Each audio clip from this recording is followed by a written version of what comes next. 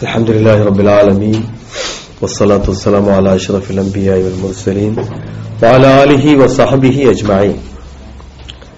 அன்பார்ந்த சகோதர சகோதரிகளே, இளைஞர்களே, இன்றைய தினம் நாம் 24வது சொற்பொழிவை கேட்கவிருக்கிறோம். ரமலானுடைய 23 நாட்கள் முடியவிருக்கிறது. இன்று நாம் நோக்கவிருக்கிற இஃப்தார் 23வது இஃப்தார். 23 சொற்பொழிவுகள் நடத்தப்பட்டிருக்கின்றன ரமலான் முதல் நாளிலிருந்து. இன்றைய தினம் 24வது சொற்பொழிவு. ஒவ்வொரு நாளும் சொற்பொழிவு ஒரு தலைப்பை தழுவியதாக இருக்கும். நேற்றைய தினம் நான் ஆற்றிய உரை மனிதன் மிக முக்கியமாக தெரிய வேண்டிய ஒரு தலைப்பை தழுவியதாக இருந்தது. குறிப்பாக முஸ்லிம்கள் மரணத்திற்கு பின் அவர்கள் எப்படி நடத்தப்படுவார்கள், மரணத்திற்கு பிறகு மனிதனுடைய முஸ்லிமுடைய வாழ்க்கை என்ன, இறை நீதிமன்றத்தில் அவர் எப்படி நடத்தப்படுகிறார், உலக நீதிமன்றங்களில் நீதியை தேடி மக்கள் எப்படி அலைமோதுகிறார்கள், அந்த விஷயத்தில் இறை நீதிமன்றம் எந்தெந்த வகையில் மாறுபடுகிறது என்பதை பற்றிய தகவல்களை நேற்று நாம் பரிமாறிக்கொண்டோம். நேற்று சொன்ன தகவலை இன்றும் சொல்வது உச்சிதமாக இல்லை. கூறியவை கூற என்பது தக்கரார், ரிப்பீட்டேஷன், அது போர் அடிக்கும். ஆனாலும் நேற்றைய தலைப்பை இன்றைய தலைப்போடு ஒட்ட வைப்பதற்கு சில தகவல்களை சொல்லித்தான் ஆக வேண்டியிருக்கிறது. மனிதன் உலகத்தில் நிரந்தரமாக வாழ்கிறவன் அல்ல, மரணத்தை சுவைக்கிறான். மறுமையினுடைய வாழ்க்கையின் தலை வாயிலாக மனிதனுக்கு இறைவன் மரணத்தை அமைத்திருக்கிறான். அதன் வாயிலாகத்தான் மறுமையை நாம் அடைய முடியும்.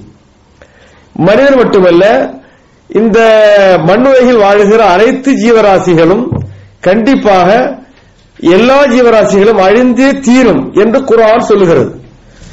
குல்லு ஷைஇன் ஹாலிகுன் இல்லா வஜ்ஹுஹு குல்லு மன் அலைஹா ஃபான் என்று சொன்ன குல்லு ஷைஇன் ஹாலிகுன் இல்லா வஜ்ஹு, எல்லாமே ஹலாக்காயிரும். அல்லாஹ்வுடைய அந்த அவனுடைய தாத்தை தவிர வேறு எல்லாரும் போயிடுவாங்க. அப்ப இன்னொரு உலகம் படைக்கப்படும். மறு உலகம், மறுமை நம்பிக்கை, மறுமை கோட்பாடு, ஆகிரத்தை பற்றிய நம்பிக்கை என்று சொன்னால் அதை என்ன புரிய வேண்டும். ஆகிரத்துனா என்ன? கியாமத் நெருங்கும் போது இறைவன் இன்னொரு பூமியை படைக்கிறான்.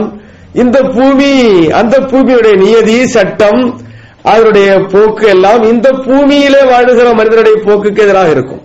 அதற்கு குர்ஆனுடைய ஒன்றுக்கு அதிகமான வசனங்களை நாம் சொல்லி கேட்டோம். யௌம துபத்தலுல் அர்து கைருல் அர்து, பூமி மாற்றப்படுகிறது வேறொரு பூமியாக. வஸ்ஸமாவாத்து மத்வியாத், வானங்கள் அல்லாஹ்வுடைய கையில் சுருட்டப்படுகின்றன என்று அல்லாஹ் சொல்றான். ஆகவே இதா துக்கத்தில் அர்து தக்கன் தக்கா, இந்த பூமி துண்டு துண்டாக, துகள் துகளாக அதை இறைவன் நொறுக்கி விடுகிறார் என்றும் குர்ஆன் சொல்லுகிறது. ஆகவே இன்னொரு புதிய நியதி இன்று நாம் உலகத்தில் உலக வாழ்க்கையில் சந்திக்கிற நியதி அல்ல, இன்னொரு நியதி, ஒரு புதிய நியதியை, புதிய ஒரு வானத்தை, புதிய ஒரு பூமியை நாம் அடையவிருக்கிறோம் கியாமத் நாள் நெருங்கும் போது. அப்புறம் உலகத்தில் ஆதம் அலைஹிஸ்ஸலாம் காலம் தொட்டு இன்று வரையிலும் அல்ல, இறுதி நாள் வரையிலும் தோன்றிய அனைத்து மனிதர்களையும் இறைவன் உயிர் தழச் செய்கிறான். யாரையும் இறைவன் விட்டு வைக்க மாட்டான். அதற்கு பேர் தான் ஹஷர். அல்லாஹ் சுப்ஹானஹு வ தஆலா வஹஷர்னாஹும் ஃபலம் நுகாதிரு மின்ஹும் ஆபதா, சூரத்துல் கஹ்ஃபில் 45வது வசனத்தில் அல்லாஹ் சொல்றான், அனைத்து உலக மக்களையும் நான் ஒருங்கிணைக்கிறேன், அவர்களை உயிர் தழச் செய்வேன், யாரையும் விட்டு வைக்க மாட்டேன் என்று அல்லாஹ் சொல்றான். அவர்கள் எல்லாம் எழுந்து, கபரிலிருந்து எழுந்து அல்லாஹ்வுடைய நீதிமன்றத்தில் நீதியை பெறுவதற்காக பிறந்த மேனியில் செல்வார்கள். லகத் ஜீதுமுனா ஃபுராதா கமா ஹலக்னாக்கும் அவ்வல மர்ரத்தின், குர்ஆன் சொல்கிறது. நீங்க எல்லாரும் தனியா எங்க இடத்துல வந்திருக்கிறீங்க, எல்லாரும் தனித்தனியாக வந்து இருக்கிறீர்கள். என்ன ஜீத்துமுனா ஃபுராதா கமா ஹலக்னாக்கும் அவ்வல மர்ரத்தின், முதல்ல உங்களை எப்படி படைச்சாது போல. முதல்ல அல்லாஹ் மனிதனை படைக்கும் போது ட்ரெஸ் இருந்ததா? முதல்ல மனிதனை படைக்கும் போது ட்ரெஸ் இல்ல, அவன் டிரெஸ் இல்லாதவனாக படைக்கப்பட்டிருக்கிறான். அப்போது அன்னை ஆயிஷாவுக்கு ஒரு டவுட் வருகிறது. என்ன? யுஹ்ஷரு நாஸ் யௌமல் கியாமா ஹுஃபாத்தன் உராத்தன் உர்லன் என்று கேட்கிறாங்க. ஆமாங்கிறாங்க நபியெல்லாம். மறுமை நாளில் இறை நீதிமன்றத்தில் நீதி கிடைப்பதற்காக, விசாரணைக்காக கபரில் இருந்து உயிர் தழச் செய்து அல்லாஹ் தன்னுடைய சன்னிதானத்தில் மக்களை ஒருங்கிணைக்கும் போது ஆடை இல்லையா, ஆடை அலங்காரம் இல்லையா என்று இறை தூதரிடத்தில் அன்னை ஆயிஷா கேட்டபோது, ஆயிஷாவே இது ஹதீஸ், நம்ப தகுந்த ஹதீஸ், நீங்க நினைக்கிற மாதிரி இல்ல, அங்க மனிதனுக்கு ஆடை உண்டா இல்லையா, ஆவுரத்து வெளியே தெரியுமா இல்லையா என்பதல்ல மனிதனுடைய அன்றைய நிலை, அது நப்சி நப்சியுடைய நிலை. ஆக குர்ஆன்ல ஜித்துமூனா ஃபுராதா, நீங்க எல்லாரும் எங்கிட்ட ஃபுராதா தனித்தனியா வந்து நிக்கிறீங்க. கமா ஹலக்னாக்கும் அவ்வள மர்ரத்தின், முதலாக உன்னை படைக்கும் போது எப்படி இருந்தீங்க, நிர்வாணமாக இருந்தீங்க, டிரெஸ் அணியல்ல, அந்த நிலையில் தான் மனிதர்கள் எல்லாம் இறை சன்னிதானத்தில் நிறுத்தப்படுகிறார். இது குர்ஆன் சொல்வது. அதற்கு இறை தூதர் ஸல்லல்லாஹு அலைஹி வஸல்லம் அவர்கள் கேட்ட கேள்விக்கும் பதில் அளிக்கிறார்கள். அன்னை ஆயிஷாவுக்கு, மனிதன் இன்னொரு மனிதனை பார்ப்பதோ, அதை கண்டு கூச்சப்படுவதோ, அது வெட்கமாக உணர்வதோ அந்த நிலை அல்ல, அங்கு உள்ள நிலை அமளி துமளிகள். மறுமையினுடைய அமளி துமளிகளை நாம் புரிய வேண்டும். நான் நேற்று உதாரணம் சொன்னேன். துனியாவுடைய கோர்ட்டில் ஒருவருக்கு நீதி கிடைப்பதென்றால் என்ன பரபரப்பா இருக்கு கோர்ட்டு. அதற்கு நேற்றுக்கு ஒரு கோர்ட்ல இருந்து ஒருத்தர் வெளியே வர்றார், ரிலீஸ் ஆகி வர்றார், 10 வருஷம் ஜெயில் அனுபவிச்சது பிறகு. அவர் ரிலீஸ் பண்ண அன்னைக்கு கோர்ட்டை சுற்றிலும் ஆயிரக்கணக்கான கார்கள். என்ன விஷயம்? 10 வருஷம் தண்டனை அனுபவிச்சுட்டு வெளியே வர்றார். ஒரு தீர்ப்பை கேட்பதற்காக இந்த பரபரப்பை உலகத்தில் மனிதன் சந்திக்கிறார். ஒரு நீதிமன்றத்தில், சாதாரணமான ஒரு உயர் நீதிமன்றத்தில். அப்போ உலக நீதிமன்றம், அல்லாஹ்வுடைய இறை நீதிமன்றம், ஆதம் அலைஹிஸ்ஸலாம் முதற்கொண்டு கியாம நாள் வரையில் வருகிற மனிதர்கள் அனைவரும் ஒருங்கிணைத்து ஒன்றுபடுத்தி பரசு லில்லாஹில் வாஹிதில் கஹார், எல்லோரும் அவர்கள் வெளிப்பட்டு இருப்பார்கள். எல்லோரும் பரசு லில்லாஹில் வாஹிதில் கஹார், அடக்கி ஆளுகிற ஏகராகி அல்லாஹ்வுடைய திருமுன், அல்லாஹ்வுடைய முன்னிலையில் அனைவரும் அணிவகுத்து நிற்பார்கள், வெளிப்பட்டு நிற்பார்கள் என்று குர்ஆன் சொல்கிறது. அப்படிப்பட்ட நேரத்தில் அல்லாஹ் தீர்ப்பு வழங்க வருகிறான்.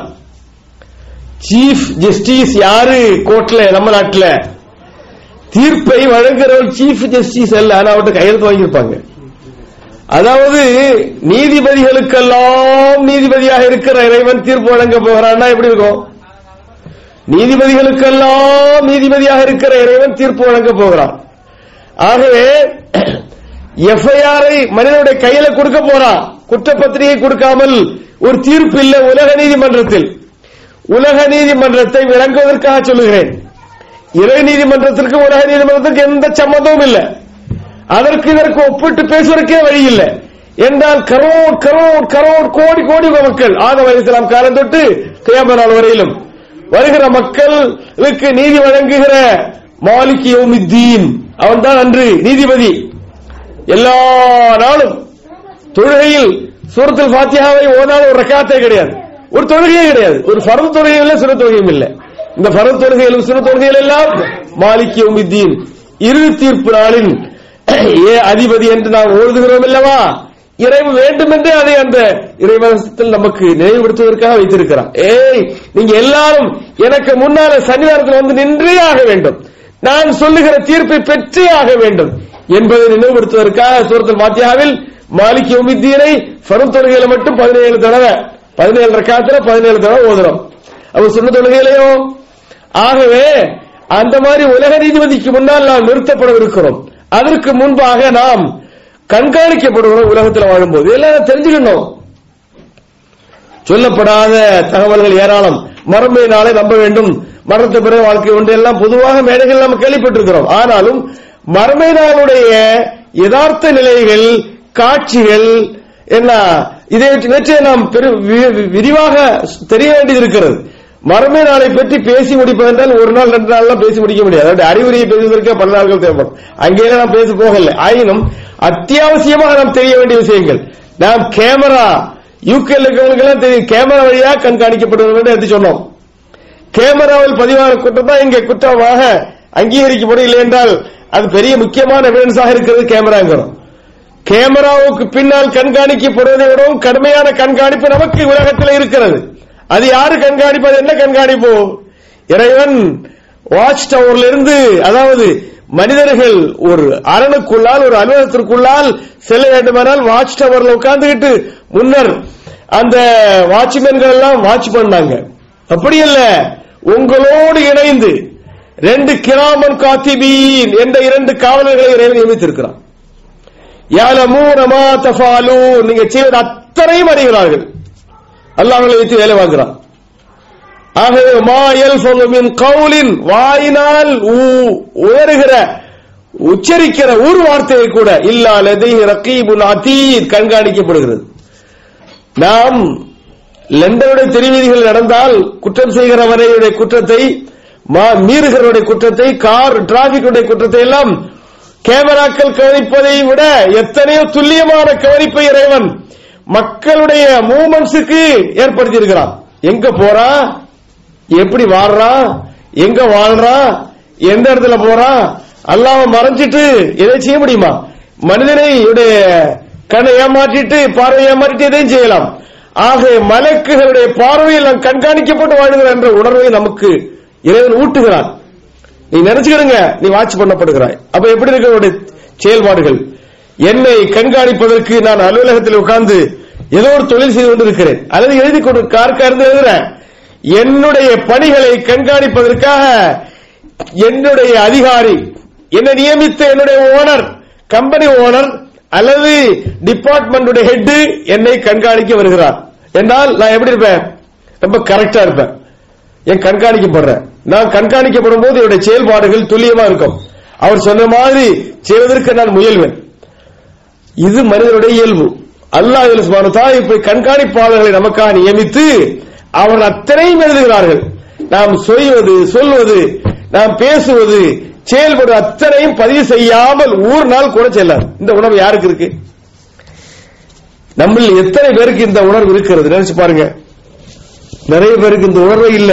கண்காணிக்கப்படுவதாக நான் உணர்ந்து வாழ்வதே இல்ல. அடுத்தாற்போல் அல்லாஹ் சுப்ஹானஹு வ தஆலா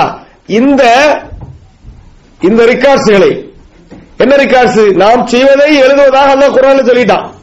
மலக்குகளை நியமித்து எழுதுகிறான்.